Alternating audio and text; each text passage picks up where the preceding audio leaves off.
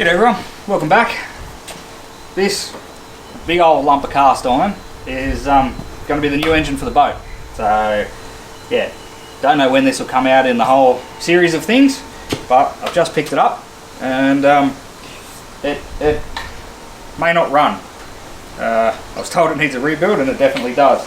So what we're going to do real quick is just rip the head off, and I just want to see the state of how it was thrown back together when they stripped it to investigate.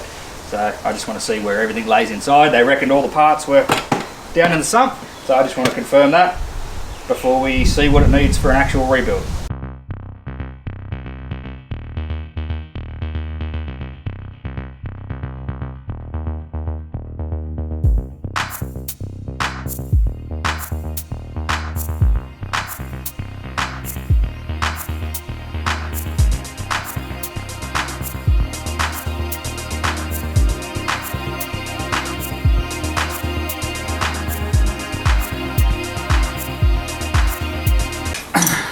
Alright, so we'll do some chatting while we're working. So this engine is a Perkins AA 50271. Dr. Google tells me that it come out of a street sweeper. So it's a Perkins AA model, so naturally aspirated, and it come out of a street sweeper, like I said. And it makes, in the street sweeper form, 90 horsepower, and it was, I think it was 340 foot-pound of torque, which makes it a lot lower horsepower than, I'll just stay with the head, a lot lower horsepower than what the Mercury is. The Mercury is that's in Kiarra at the moment, but significantly more torque, like double. And that's naturally aspirated form. So what that allows me to do is swing a much bigger prop at a much lower RPM. And why are you not getting in there? Which won't make me go any quicker. I've given up on that notion, but it should make it a lot more economical. And that'll mean I've just got a diesel in my boat, which is what I want. But the other thing this engine's going to cop is it's going to cop a turbo. So, not this exact variant, but the Perkins phaser, which is what this is based off, I believe, did come out as a turbo variant. And it had 120 horse, so it was a Perkins phaser 120i. It was 120 horse, and from memory, it was coming up to 400 plus foot-pound of torque. So once this is turboed, it'll be somewhere around those specs. Not identical, it's not the same turbo, but it will be intercooled. And like I said, it will have a heat exchanger on it, so it'll be running closed circuit cooling. But I need to find out what's going on inside so I can sort out a rebuild kit. So we'll keep working here, get this head off, and see what's going on inside. Alrighty, heads off, as you saw. So the initial reason that this was stopped was because this cylinder, not that you'll be able to see it, but it's very, very heavily pitted up in this back edge. So these are a wet sleeve block. So on the other side of this sleeve is water jacket. When these cylinders, this is the cylinder wall, when they get heavily pitted, your coolant water comes into your cylinder. Hydraulic locks, heavily pits, you burn water, all that jazz. That's the reason it was parked up.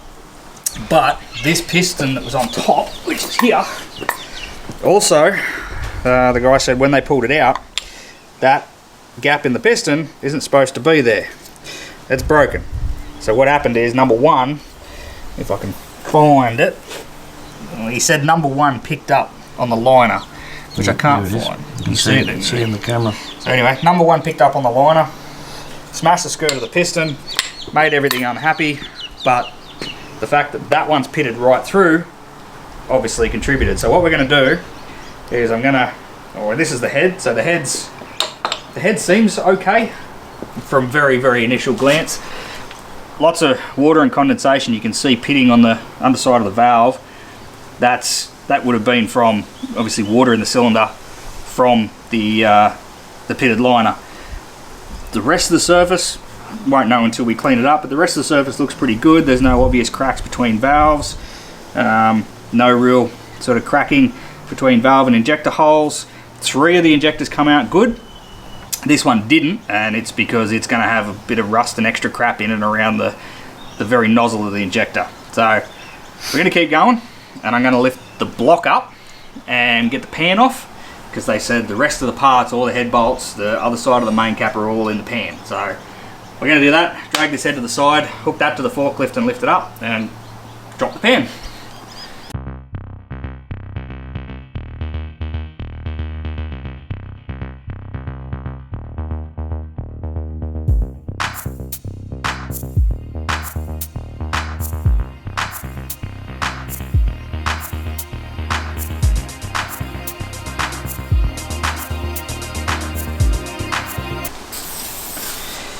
Alright, so like you saw, we got the engine up, sump off, all the bolts. To be honest, I haven't checked, but they look like they're all there. I will check.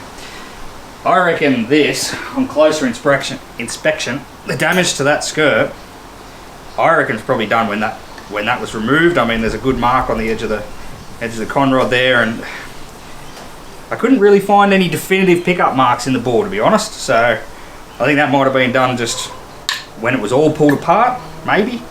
I mean, that back cylinder is definitely pitted and stuff. There's no two ways about that. So it'll get a full overhaul, or a full rebuild. It will be completely rebuilt. New liners, new pistons, new bearings, new gaskets. The injectors will get sent away. I've got one seized in that head, like I said, and it's been undone, not by me. I tried to wiggle it to get it, but it was already loose.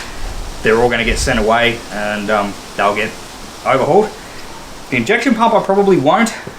I will see how that runs.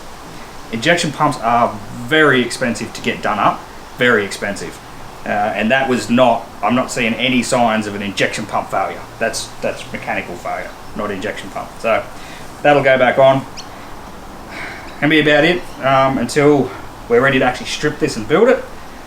So just a quick little update on the new engine. Alright, I'm going to sit the head back on, wrap it all up, and forget about it until we need it. So